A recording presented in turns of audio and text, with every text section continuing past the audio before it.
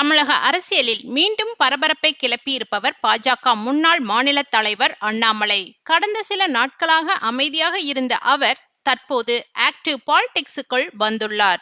வழக்கமாக மாநில அரசை மட்டுமே விமர்சிக்கும் அவர் தற்போது சிபிஎஸ்இ விவகாரத்தில் மோடி அரசையே விமர்சித்தது பேசுபொருளானது. அண்ணாமலை புதிய கட்சி ஆரம்பிக்கலாம் என சொல்லப்பட்ட நிலையில் தற்போது அவர் விஜயின் தமிழக வெற்றிக் கழகத்தில் இணையப் போவதாகவும் ஒரு தகவல் உலாவுகிறது. மத்திய அரசு கொண்டு வந்துள்ள புதிய கல்விக் கொள்கையின் ஒரு பகுதியாக மும்மொழிக் கொள்கை அமல்படுத்தப்பட வேண்டும் என்று பல ஆண்டுகளாக வலியுறுத்தப்பட்டு வருகிறது. குறிப்பாக சிபிஎஸ்இ பள்ளிகளில் 3வது மொழி கட்டாயம் என்ற முயற்சி தமிழ்நாட்டில் தொடர்ந்து எதிர்ப்பை சந்தித்து வந்தது. கடந்த திமுக ஆட்சி காலத்தில் இருமொழிக் கொள்கைதான் தமிழகத்தின் நிலைப்பாடு என்று அப்போது முதலமைச்சராக இருந்த மு.க.ஸ்டாலின் திட்டவட்டமாக தெரிவித்தார். இந்த நிலையில் தமிழகத்தில் ஆட்சி மாற்றம் ஏற்பட்ட பிறகும் மத்திய அரசு தனது நிலைப்பாட்டை மாற்றவில்லை.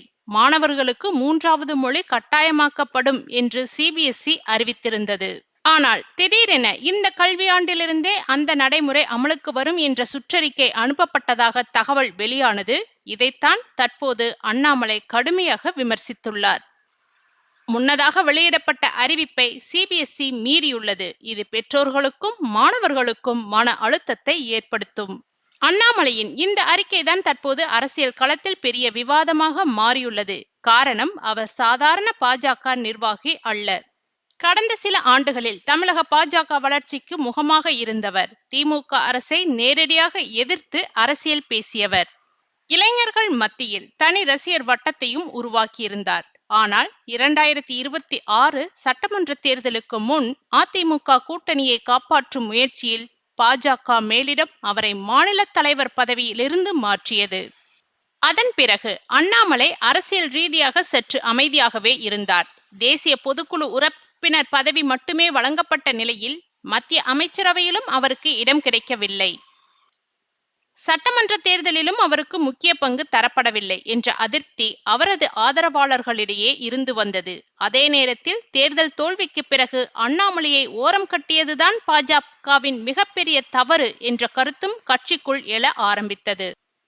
குறிப்பாக நகர்ப்புற இளைஞர்கள் மற்றும் புதிய வாக்காளர்களிடம் அண்ணாமலைக்கு இருந்த ஆதரவை கட்சி சரியாக பயன்படுத்தி கொள்ளவில்லை என்ற விமர்சனம் எழுந்தது.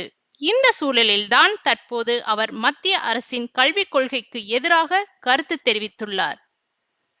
இது வெறும் மாணவர்கள் நலன் சார்ந்த கருத்தா அல்லது டெல்லி மேலிடத்திற்கு அழுத்தம் கொடுக்கும் அரசியல் நகர்வா என்ற கேள்வி எழுந்துள்ளது. மேலும் அண்ணாமலை விரைவில் பாஜகவிலிருந்து விலகி விஜய் தலைமையிலான தமிழக வெற்றிக் கழகத்தில் இணையலாம் என்ற அரசியல் தகவலும் வட்டாரங்களில் வெளிவருகிறது.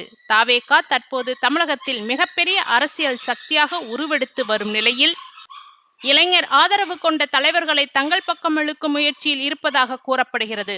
அண்ணாமலையும் விஜயும் நேரடியாக எந்த கருத்தையும் தெரிவிக்கவில்லை என்றாலும் அரசியல் களத்தில் இந்த பேச்சு வேகமாக பரவி வருகிறது. ஒன்று, மத்திய அமைச்சரவையில் இடம் தர வேண்டும் அல்லது மீண்டும் மாநில தலைமை பொறுப்பை வழங்க வேண்டும் என்று அழுத்தம் டெல்லிக்கு கொடுக்க அண்ணாமலை ஆதரவாளர்கள் தவேகா என்ற ஆயுதத்தை எடுத்திருக்கலாம் என்கிறார்கள். அதே நேரம் அண்ணாமலை போன்ற ஒருவர் பாஜகவிலிருந்து விலகுவது அந்த கட்சிக்கு தமிழகத்தில் பெரிய பின்னடைவை ஏற்படுத்தும் என்றும் கூறப்படுகிறது. ஏனெனில் கடந்த சில ஆண்டுகளில் தமிழகத்தில் பாஜக என்ற பெயரை இளைஞர்கள் மத்தியில் கொண்டு சென்ற முக்கிய முகம் அண்ணாமலை என்பது குறிப்பிடத்தக்கது.